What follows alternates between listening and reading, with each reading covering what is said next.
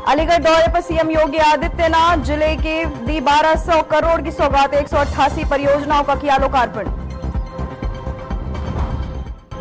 आगरा के cantt station पर युवक का हाई वोल्टेज ड्रामा, कैंट पर लगी एलईडी स्क्रीन पर चढ़ा युवक, नीचे उतारने में पुलिस के छूटे पसीने, हाथ में लाठी लिए युवक ने किया भारी ड्रामा।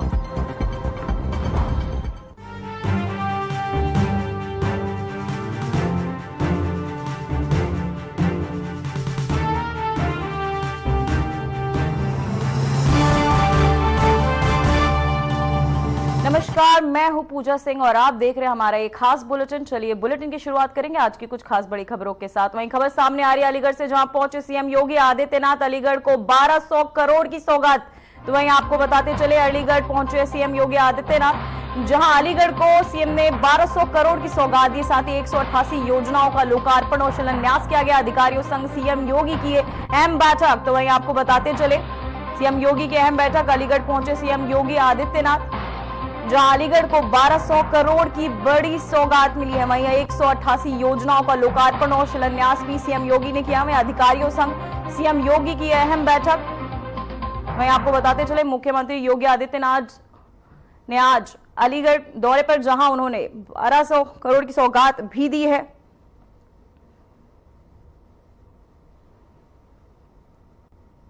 तो मैं आपको बताते चले अलीगढ़ पहुंचे सीएम योगी आदित्यनाथ, जहां अलीगढ़ को 1200 करोड़ की सौगात सीएम ने दी है, साथ ही 188 योजनाओं का लोकार्पण और तारिक मंसूर जी, ऋषिपाल सिंह जी, माननीय विधायकगण श्री जयवीर सिंह जी, अनिल परासर जी, रविंद्रपाल सिंह जी, श्रीमती मुक्ता संजीव राजा जी, श्री राजकुमार सहयोगी जी, श्री सुरेंद्र दिलेर जी, जिला पंचायत की अध्यक्ष श्रीमती विजय सिंह जी, महापौर श्री प्रशांत सिंघल जी, पूर्व सांसद श्री राजवीर सिंह जी, राजू भैया, आज के इस कार्यक्रम में उपस्थित विधान परिषद और माननीय विधानसभा के सभी सदस्यगण, भारतीय जनता पार्टी और सहयोगी दलों के सभी अन्य पदाधिकारीगण, भारी संख्या में उपस्थित अलीगढ़ के मेरे सभी बहन और भाइयों, आज 957 करोड़ रुपए से अधिक की परियोजनाओं का उपहार रक्षाबंधन के ठीक पूर्व जनपद अलीगढ़ को प्राप्त हो रही है। मैं अलीगढ़ वासियों को हृदय से बधाई देते हुए इन परियोजनाओं के लिए एक सार्थक प्रयास के लिए मंचस्थ सभी जनप्रतिनिधियों को हृदय से धन्यवाद भी देता हूं। बहन और भाइयों,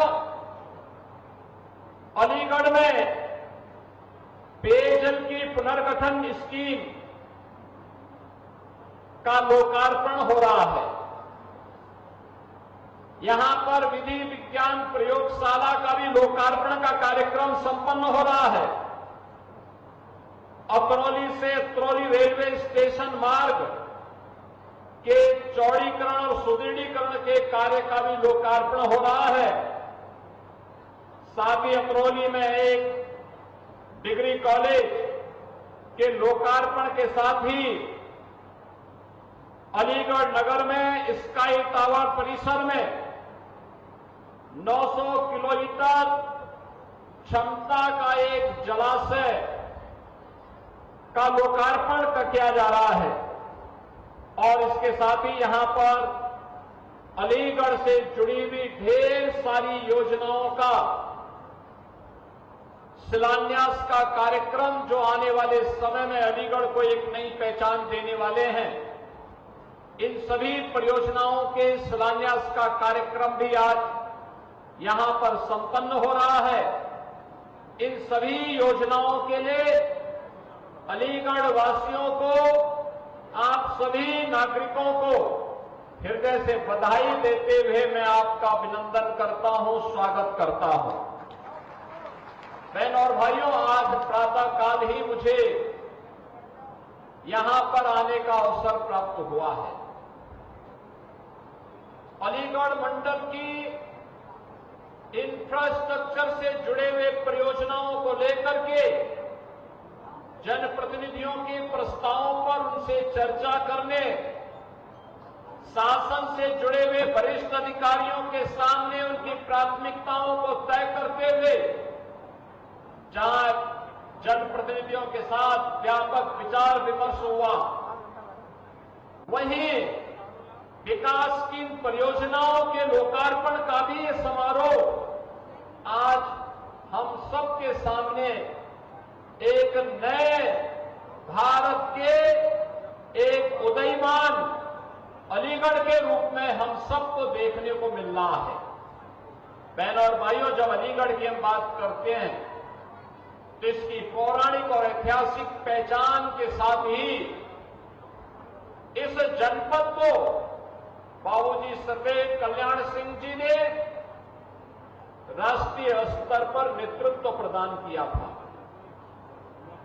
इस पूरे क्षेत्र की पहचान बनती है। जब भी हम अलीगढ़ की बात करते हैं तो देश के अंदर भी, प्रदेश के अंदर भी हर नागरिक के मन में एक तस्वीर सामने आती है बाबूजी कल्याण सिंह जी की। उनके सामने वो दृश्य उभरता है।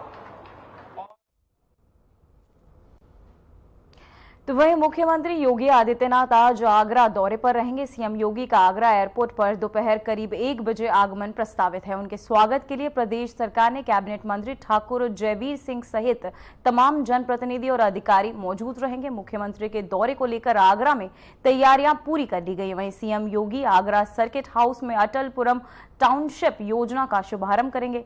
आगरा विकास प्राधिकरण के तहत विकसित की जा रही ये योजना शहरी विस्तारीकरण का और नए शहर प्रोत्साहन योजना के तहत ककुआ आपको बता दें कि भड़ई क्षेत्र में 135 हेक्टेयर भूमि पर विकसित की जा रही है।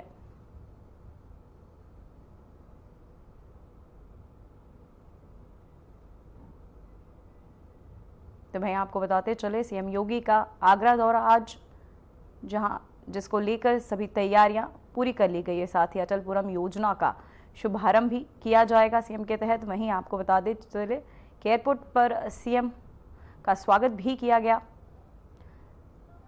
वहीं आपको बता दें सीएम योगी का आगरा दौरा आज, जहां अटलपुरम योजना का आज सीएम करेंगे शुभारंभ। सीएम योगी का भव्य स्वागत कार्यक्रम आयोजित किया गया है, जिसके चलते आपको बताते चले तमाम अधिकारी भी मौजूद रहेंगे।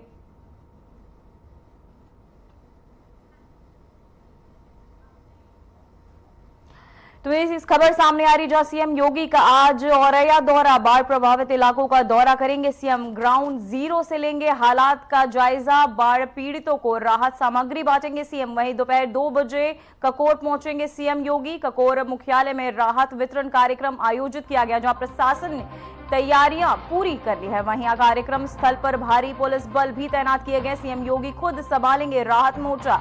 वहीं आपको बताते चले उत्तर प्रदेश के मुख्यमंत्री योगी आदित्यनाथ आज औरैया में बाढ़ प्रभावित इलाकों के दौरे पर रहेंगे। सीएम योगी ग्राउंड जीरो पर पहुंचकर हालात का जायजा लेंगे और प्रभावित लोगों से सीधे संवाद भी करेंगे। साथ ही मुख्यमंत्री दोपहर करीब 2 बजे औरैया के ककोर मुख्यालय पहुंचेंगे, जहां वे बाढ़ पीड़ितों के लिए आयोजित राहत वितरण कार्यक्रम में हिस्सा लेंगे। इस दौरान वे लोगों को राहत सामग्री भी वितरित करेंगे। तो वहीं आपको बताते चले सीएम योगी खुद संभालेंगे मोर्चा। साथ ही आपको बता दें कि सीएम योगी का आज औरैया दौरा है, इसको लेकर आपको बता दें ककोर मुख्यालय में राहत वितरण कार्यक्रम, जहां प्रशासन ने पूरी तैयारियां मुकम्मल कर ली हैं। साथ ही कार्यक्रम स्थल पर भारी पुलिस बल भी तैनात किया गया है। वहीं सीएम योगी खुद संभालेंगे मोर्चा।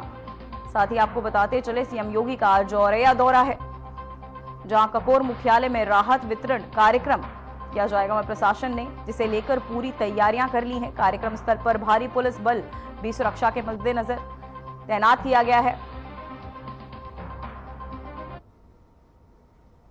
तो तो वहीं उत्तर प्रदेश की राज्यपाल आनंदीबेन पटेल बस्ती जिले के दौरे पर पहुंची। उनके आगमन पर प्रशासन और जनता की ओर से भव्य स्वागत किया गया। सुरक्षा के व्यापक इंतजामों के बीच राज्यपाल का काफिला निर्धारित कार्यक्रमों की ओर रवाना हुआ। राज्यपाल ने कृषि विज्ञान केंद्र पंजरिया में आयोजित कार्यक्रम में शिरकत की, जहां उन्होंने उन्नतशील किसानों को संबोधित करते हुए कृषि क्षेत्र में नवाचार और तकनीकी बदलाव की जरूरत पर बल दिया। साथ ही उन्होंने कहा कि किसानों को पारंपरिक खेती से आगे बढ़कर आधुनिक तकनीकी को अपनाना चाहिए। साथ ही इसके बाद राज्यपाल भारत रत्न अटल बिहारी वाजपेयी प्रेक्षागृह पहुंची, जहां एक सांस्कृतिक और सामाजिक आयोजन में उनकी गरिमाई उपस्थिति रही। वहीं राज्यपाल इंदिरा भवन और कप्तानगंज में भी एक सामाजिक कार्यक्रम में शामिल हुई।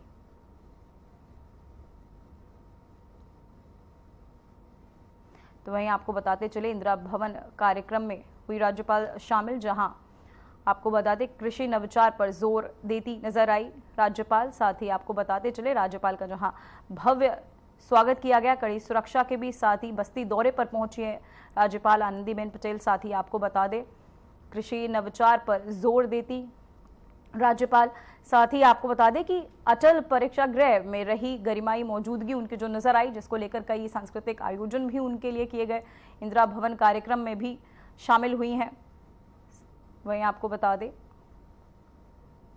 बस्ती दौरे पर पहुंची है राज्यपाल आनंदीबेन पटेल, जहां आपको बता दें कि अटल परीक्षागृह में रही गरिमाई मौजूदगी उनकी। साथ ही इंदिरा भवन कार्यक्रम में शामिल भी हुई है, जहां कई सांस्कृतिक आयोजन भी किए गए। बस्ती दौरे पर पहुंची है राज्यपाल आनंदीबेन।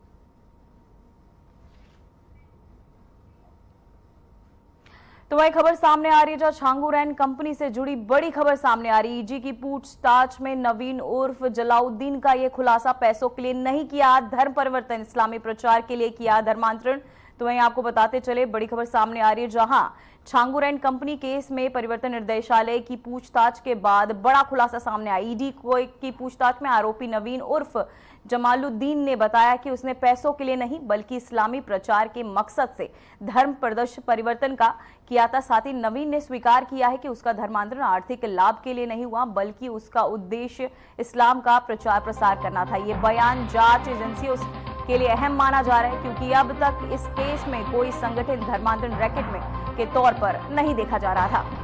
वहीं आपको बताते चले ईडी की पूछताछ में नवीन उर्फ जमालुद्दीन ने खुलासा किया, पैसों के लिए नहीं किया था धर्म परिवर्तन, इस्लामिक प्रचार के लिए किया था धर्मांतरण। तो वहीं आपको बता दें ईडी की पूछताछ में ये सामने आया है कि पैसों के लिए नहीं, इस्लामिक प्रचार प्रसार के लिए धर्मांतरण कराया जा रहा था किया। साथ ही पैसों के लिए नहीं किया था धर्म परिवर्तन, इस्लामिक प्रचार के लिए किया धर्मांतरण। ईडी की पूछताछ में नवीन उर्फ जमालुद्दीन ने ये पूछताछ में यह पूरा मामला जो है सामने आया। छांगुर एंड कंपनी से जुड़ी ये बड़ी खबर जो है सामने आ रही है, जहां आपको बता दें इस्लामिक प्रचार के लिए किए गए धर्मांतरण। वहीं ईडी की पूछताछ में नवीन उर्फ जमालुद्दीन ने यह खुलासा किया। छांगुर एंड कंपनी से जुड़ी ये बड़ी खबर जो है सामने आ रही है।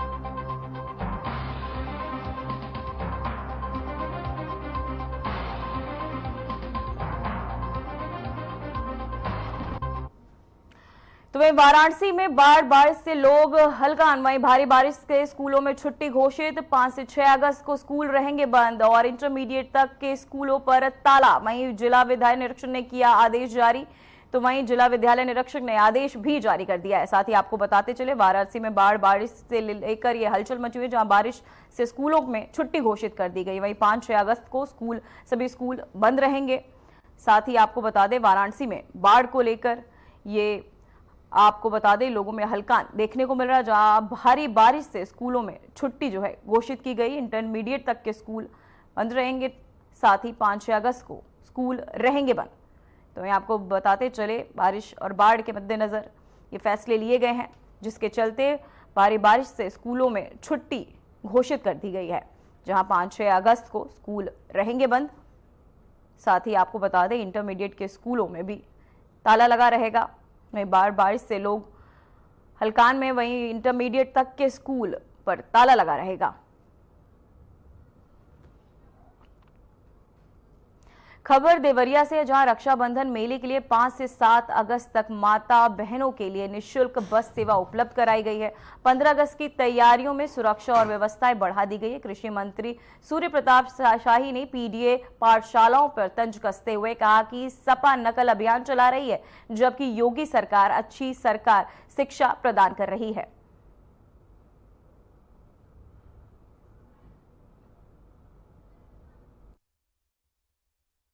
दिन सोमवार के इस पवित्र दिवस पर मैं आप सबको और संपूर्ण देवरिया वासियों और उत्तर प्रदेश वासियों को अपनी ओर से बधाई शुभकामनाएं देता हूँ। सावन के पूर्णिमा के दिन पवित्र रक्षाबंधन का त्योहार होता है और उसको देखते हुए जिला प्रशासन देवरिया के द्वारा 5 तारीख कल 5 तारीख के दोपहर 11 बजे से 7 तारीख के सायंकाल तक एक राखी मेला महोत्सव के आयोजन किया जा रहा है, जो देवरिया क्लब के भीतर कल शुरू होगा। इसके पीछे उद्देश्य यह है कि हमारी जो मातृशक्ति हैं, हमारी बहनें हैं, माताएं हैं, देवरिया जिले का ओडीओपी का प्रोडक्ट है। बहुत सारे किसान भी अपनी अच्छी फसल उगाते हैं, तो और भी कई ऐसे कारीगर हैं जो अपना विविध प्रकार की चीज़ों को तैयार करते हैं। तो राखी के इस मेले के अवसर पर उनका प्रदर्शन भी रहेगा और साथ साथ में बिक्री जो करना चाहेंगे उनके उत्पादों का बिक्री का एक प्लेटफॉर्म मिल सके।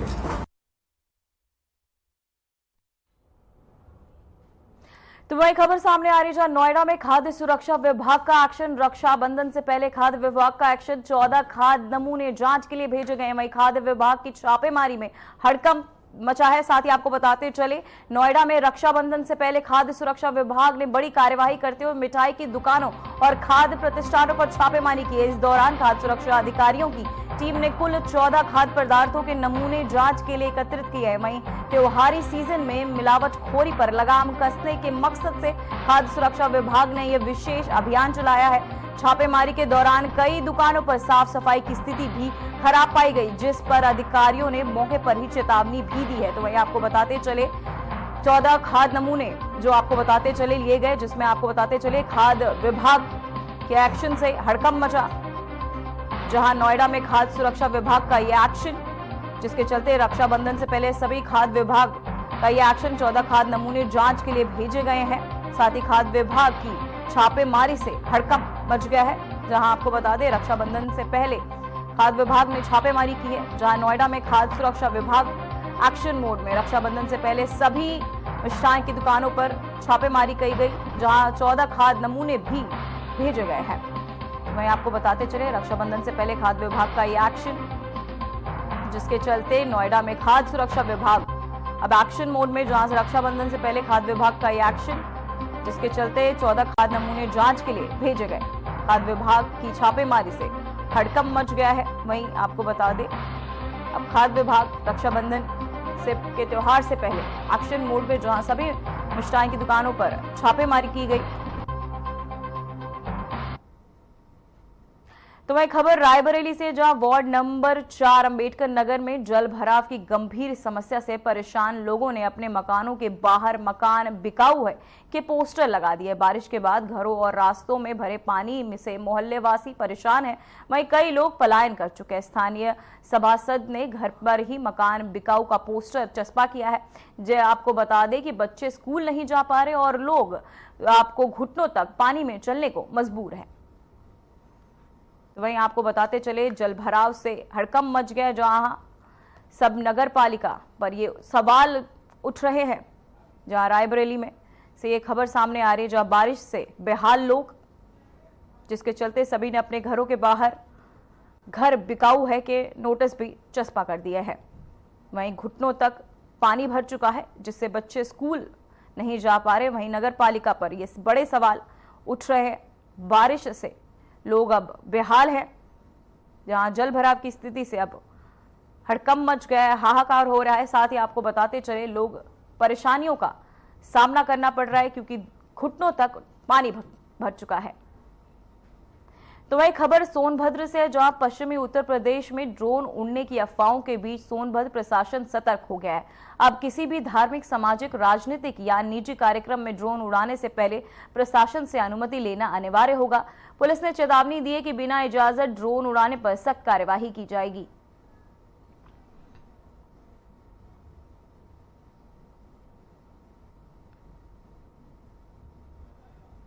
पश्चिमी उत्तर प्रदेश में कुछ इस तरह की घटनाएं प्रकाश में आई थी कि रात्र में लोगों ने कुछ अराजक तत्वों ने रात्र में ड्रोन उड़ा करके कुछ अफवाहें फैलाई हैं, जिनसे न केवल कानून व्यवस्था की स्थिति प्रभावित हुई है बल्कि आम जनता की सुरक्षा भी खतरे में पड़ी है। तो कानून व्यवस्था को बनाए रखने के लिए और आम जनता की सुरक्षा सुनिश्चित करने के लिए सरकार द्वारा 2023 में ही ड्रोन पॉलिसी लागू कर दी गई थी।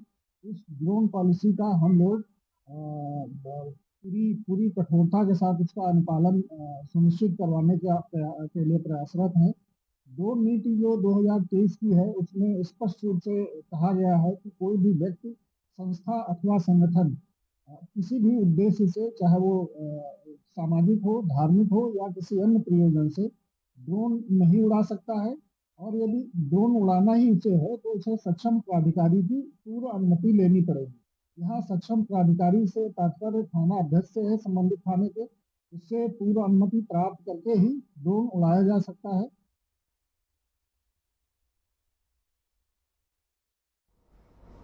तो वही खबर हापुड़ से, जहां कोतवाली क्षेत्र में बारिश के बाद जर्जर सरकारी स्कूल की बिल्डिंग भरभरा कर गिर गई। घटना पास से ही गुजर रही एक महिला बाल बाल बची। वहीं बिल्डिंग गिरने का पूरा वीडियो सीसीटीवी में कैद है। स्थानीय लोगों ने अधिकारियों की लापरवाही पर गंभीर आरोप भी लगाया और कहा कि शिकायत के बावजूद बिल्डिंग नहीं गिराई गई थी। घटना से इलाके में हड़कंप मच गया है।